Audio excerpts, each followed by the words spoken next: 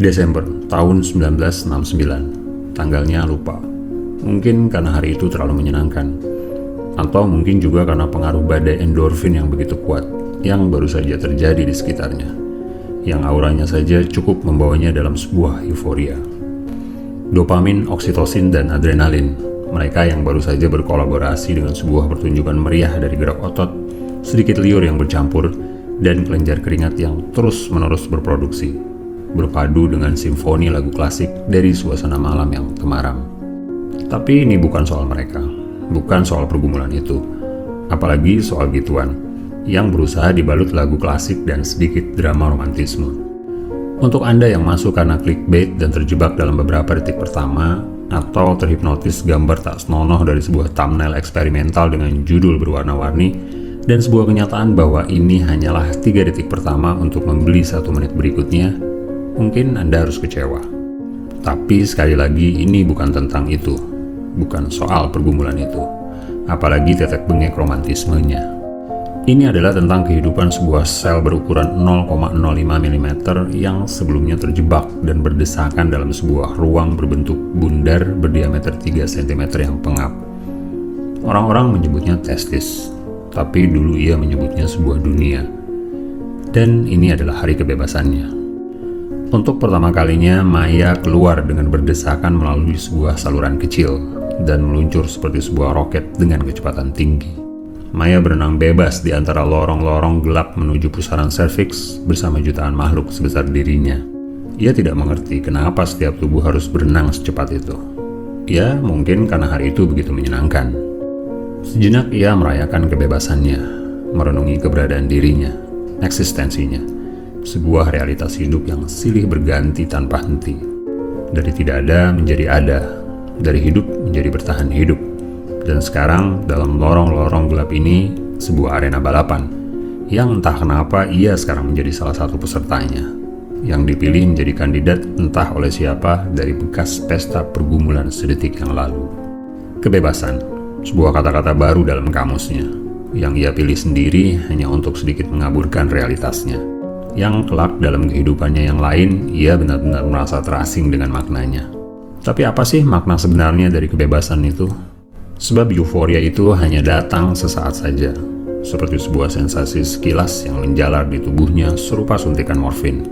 Lingkungan asam, lendir serviks yang kian menebal, dan makhluk-makhluk mengerikan tiba-tiba saja menghadang dan bisa saja membuatnya mati. Seketika ia tersentak, dan kembali tersadar. Sebuah bisikan aneh tiba-tiba menggema di sekitarnya, sebuah instruksi spesifik yang membuatnya merasa harus menang balapan. Bisikan itu pelan saja, cukup pelan hingga ia sendiri merasa nggak begitu yakin antara bisikan atau suaranya sendiri. Dan medan di hadapannya sangat terjal dan berliku, kira-kira 18 cm jauhnya, atau setara pendakian Gunung Everest bagi ukuran tubuh manusia. Sejenak Maya menjadi ragu. Tapi siapakah dirinya sebenarnya? Untuk apa ia ada? Lalu siapakah bisikan misterius itu? Dalam sepersekian detik, instingnya berusaha menggapai sekeping ingatan masa lalu yang melintas seolah berjarak ribuan tahun darinya, yang membawanya jauh ke sebuah ruang tanpa dimensi tempat sebuah file penting tentang kehidupannya yang lalu pernah disimpan. Sebuah realitas lain dalam kehidupannya yang kali ini ia bahkan tidak punya akses ke sana. Sebuah data yang tidak berhasil ia panggil. Maya hanya bisa menduga-duga dari potongan-potongan gambar tak jelas yang berkelebat cepat dalam ruang memorinya, yang sebentar lagi akan dihapus sama sekali.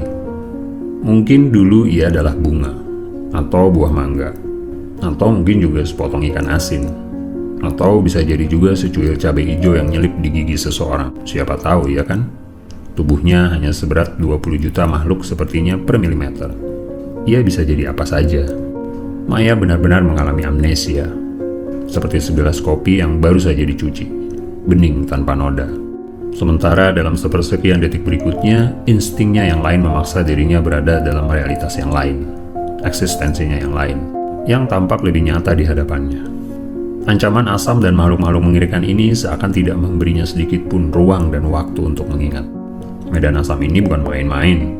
Mereka bisa melelehkan tubuhnya kurang dari sepersekian detik, yang mungkin akan membawanya pada realitasnya yang lain. Mungkin air seni atau sisa-sisa muntahan, atau bisa jadi keputihan, siapa tahu. Tapi bisikan aneh itu datang lagi. Kali ini dia memberinya les kilat soal kalkulus, yang dengannya ia tiba-tiba bisa menghitung jumlah konsentrasi kalsium di sekitarnya dan memperhitungkan jarak dan kecepatan serta kestabilan gerak ekornya, menghindari terjangan makhluk-makhluk buas dan cairan asam yang menakutkan.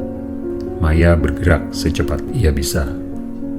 Ia berbelok pada sebuah tikungan tajam dan berputar membuat gerakan spiral seperti sebuah tarian mengikuti aroma penarik sel sperma. Sejenak ia terhipnotis. Tujuannya cuma satu, sel telur, dan Maya membawakan sebuah pesan untuknya, sederet informasi genetik. Setidaknya itulah kata bisikan tadi. Tapi siapakah sel telur itu? Di manakah ia berada? Entahlah, ia hanyalah sebentuk makhluk mikroskopik yang berada entah di mana. Dan ia tidak pernah mengenal seorang pun makhluk seperti dirinya yang pulang dalam perjalanan mengerikan seperti itu dan memberitahukan petanya. Ini bukan seperti mekanisme adaptasi jerapah yang belajar memanjangkan lehernya demi bertahan hidup. Ini adalah sebuah konstruksi yang jauh lebih rumit tentang kehidupan, atau evolusi jika Anda harus menyebutnya begitu. Setidaknya pendapat Anda akan berakhir dalam sebuah ruang perdebatan tak berujung soal gagasan tentang seleksi alam dan penciptaan, tempat para preformasionis dan epigenesis beradu argumen soal rekonstruksi kehidupan manusia. Mereka yang selama ribuan tahun belum menemukan kejelasan pasti soal siapa kita, dari mana kita berasal, dan untuk apa kita ada. Yang sebagian dari mereka memberanikan diri mengambil data yang terlalu sedikit demi kesimpulan absurd tentang sebuah kecelakaan kosmik. Sementara sebagian lainnya mengambil jalan lain dengan sebuah gagasan tentang takdir dan Tuhan. Terlalu banyak yang tidak kita tahu soal kehidupan. Yang jelas, hari itu tidak ada peta, tidak ada petunjuk arah, juga tidak ada penanda bahaya. Hanya ada bisikan-bisikan itu saja yang terus-menerus membimbingnya, yang menjelaskan urutannya: pusaran serviks, dinding rahim, tuba falopi, dan sel telur. Bahwa ini adalah sebuah arena balapan, Maya nggak begitu memahaminya. Bahwa ia adalah sang pembawa pesan, ia jauh lebih nggak ngerti. Bahwa ini adalah soal hidup dan bertahan hidup, terus terang, Maya agak sedikit pusing memahaminya. Ia baru saja berkenalan dengan hidup kemarin sore, atau setidaknya itulah kata memori kecilnya yang baru saja diinstal ulang, yang siklus hitungannya baru sekitar 1000 detik yang lalu. Dan kali ini di hadapannya seorang kenalannya yang baru, sebuah aroma kematian. Coba lihat, di sebelah-sebelahnya teman-temannya bergelimpangan tanpa daya. Sebanyak kurang lebih setengah populasi kota Jakarta, hancur berkeping-keping oleh pusaran makhluk mengerikan bernama imunitas dan larutan asam yang menggerus siapapun yang tak dikenalnya tanpa ampun. Maya terjebak di antara probabilitas absurd bernama hidup dan ratusan juta kemungkinan kematian yang jumlahnya nggak seimbang.